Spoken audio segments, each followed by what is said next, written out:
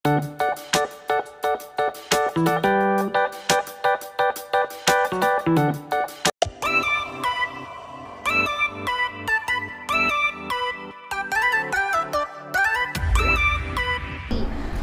guys! Welcome back to another video. Ako ay ngasidi nga thonge matong koy wagi matungda Manipurdagi laba matong koy matungda koy nga thonge ado nga sadri nga an lakpadagi kuya sa magai mun cha lai rau ne rau kg da lupa 180 pi ado ngasigi injang je akhoi mukbang je haidi tawrage tawne do ngasi nga chab je haidi nga dai charam ni na ngasi chabane na mukbang je nam je na ma to hayugi mukbang taw pone adudi chaba horage mem ko se thabi gumba salad hai tare do khar le horage ngasi nga slere makok yaure nga khara leire mai ju makok yaure aduga mahi na tongana thame abo mali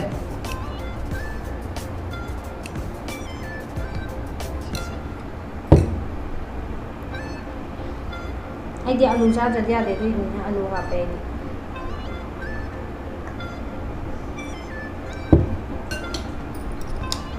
cham horage man chak lame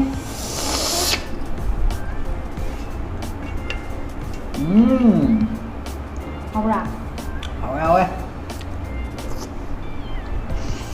không mà học ấy wow và dù lên ôi best sih sama gak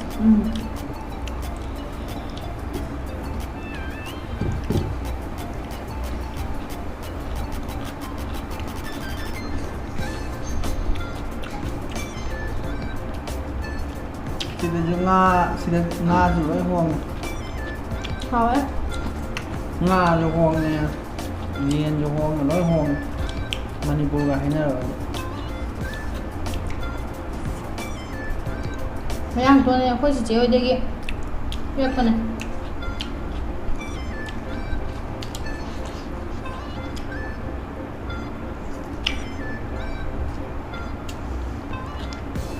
bunga lau chap da pia mo di garden pa na kon ya ma pham de khoi di lai de ba drumstick su pire saugri pire ngang par pire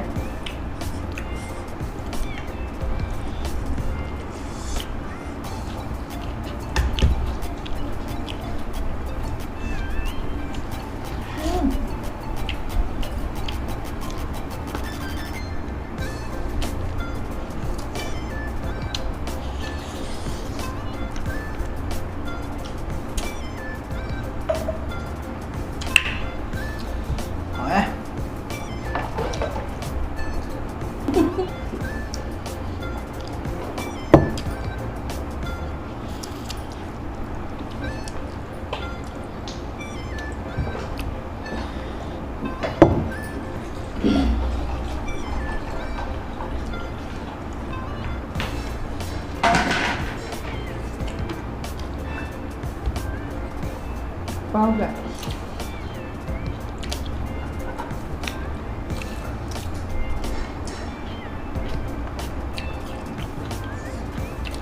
lâu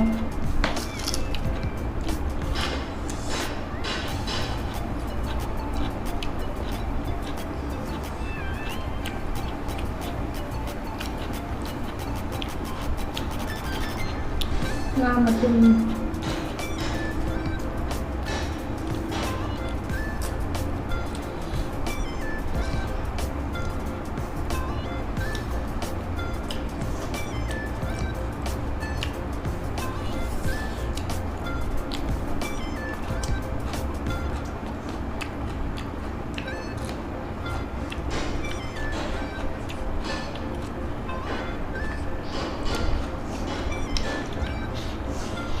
nga sabi ang pangal level di na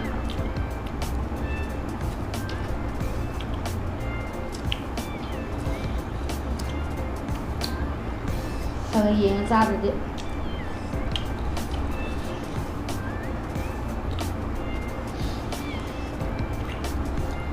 ꯌꯦꯟ ꯃꯔꯨꯗꯤ ꯄꯟꯗꯦ ꯉꯥ ꯃꯔꯨꯁꯦ ꯌꯥꯝ ꯄꯜꯂꯦ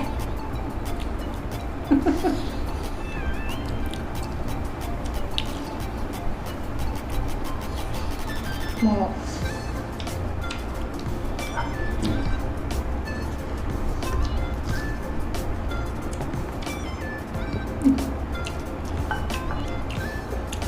ngồi cái thề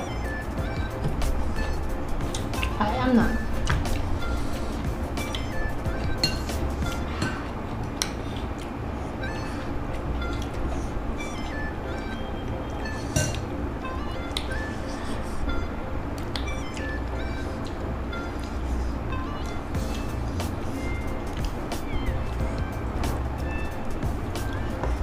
hao ấy nhưng mà hao ấy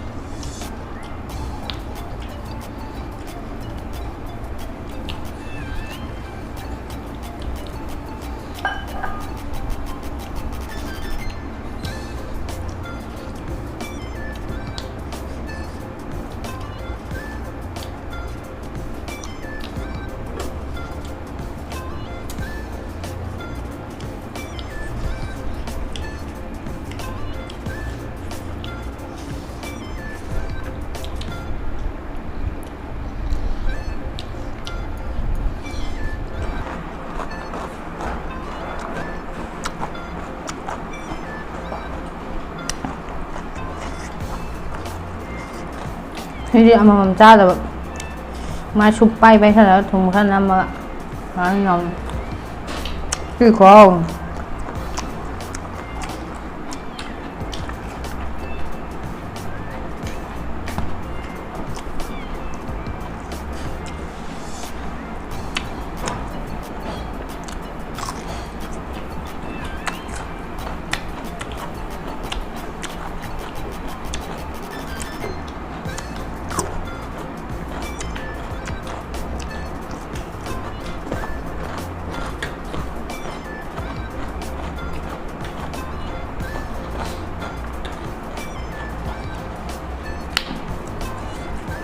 mà cọ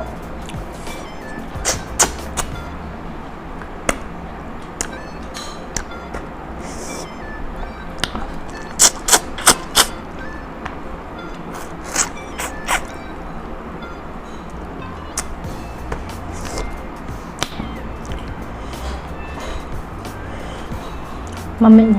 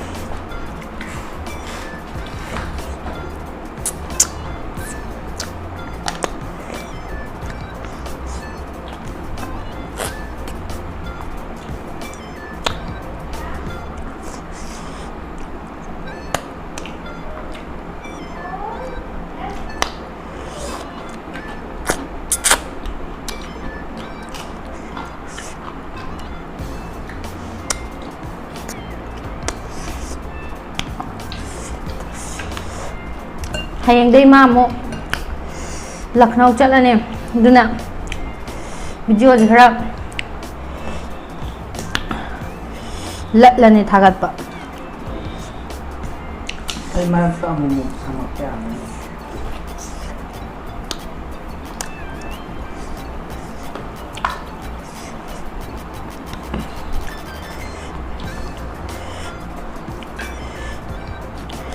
video je yengbiriba ichinau singna video yengbiraga comment ama pibirmo mathangda kai kari tohan ningba kai soiba habiramo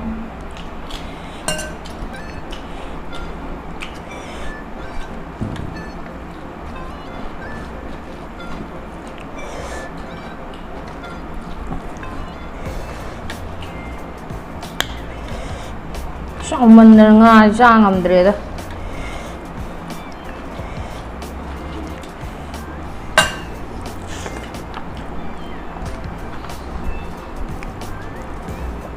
ꯃꯌꯥꯡꯒꯤ ꯉꯥ ꯈꯨꯠꯁꯦꯝ ꯍꯥꯏꯔꯦꯅ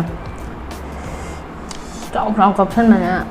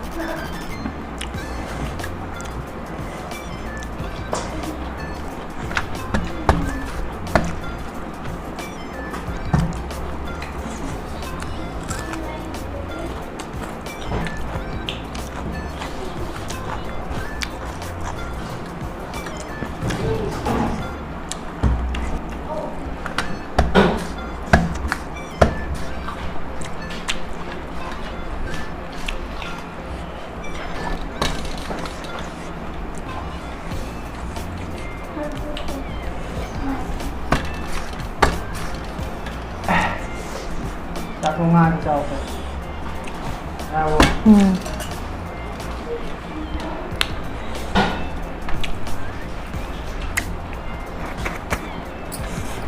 Tôi em ngasi tôi cái nó cha bây giờ rồi đấy. Tôi cha vào tôm nó Pepsi khai ra thà ní. Aduga ngasi video giờ là xin nó tao cái. Tôi video gì ngoài video ra đi. Like share tàu view. Aduga mà tung ta có video đó cái đầu gì hay video comment tập video ra mó. Aduga mà thằng video đó là gì? Ado ngày ngasi gì mà ta mình sẽ được xin nó tao cái có. Bye bye.